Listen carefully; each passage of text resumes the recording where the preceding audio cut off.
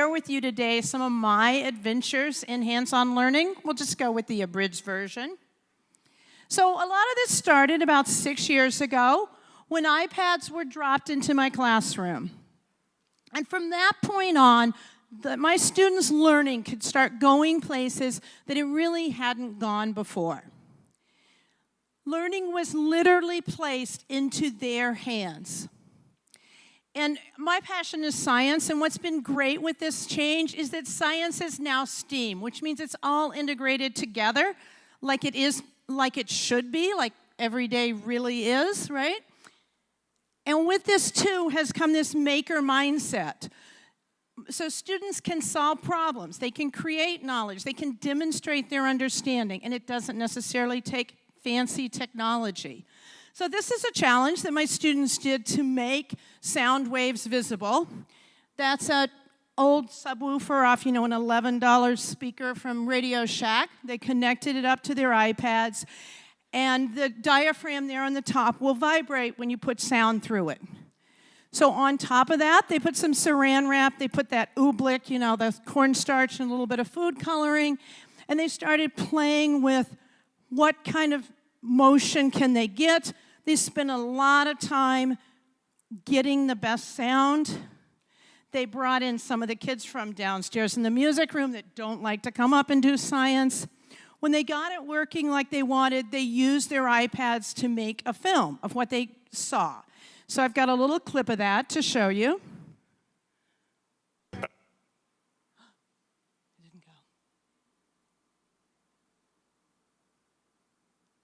I fell into a burning ring of fire. I went down, down, down, and the flames went higher. And it burns, burns, burns, the ring of fire, the ring of fire.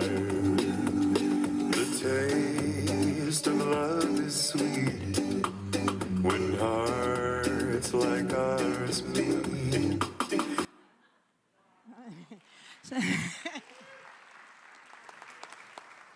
They were really excited, too, because they told me about this musician that maybe I'd never heard of. His name was Johnny Cash. And this adventure has allowed me to go places as well. And so I started in 2013 as an ADE, and we met first here in Austin. And since then, I've had the opportunity to share with educators around the world to learn from them. So here's how you can use those overhead projector sheets that are probably in every closet in every school and hopefully not being used for their intended purpose a lot. But you can use them to make holographic projectors. And I think Brett's going to be doing a session here that will show you how to do that. I've also had the opportunity to share some of the things I do. So this is where students can create electrical circuits and literally physically illuminate their writing. And that's part of I'll be downstairs with Laura Wright, and in conjunction with painting with the Spheros, we're gonna put some lights behind it, and we're gonna use a lot of supplies that we recycle and repurpose.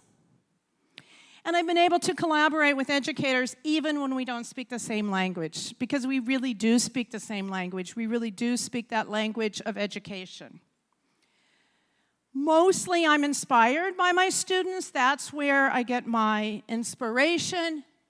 And I'm motivated by what technology can do for them. So these are students who are able, through the use of virtual and augmented reality, to pull a beating heart off the screen and hold it in their hands. So I hope during these next few days you will have your own adventures in learning, and have a great few days at iPadpalooza.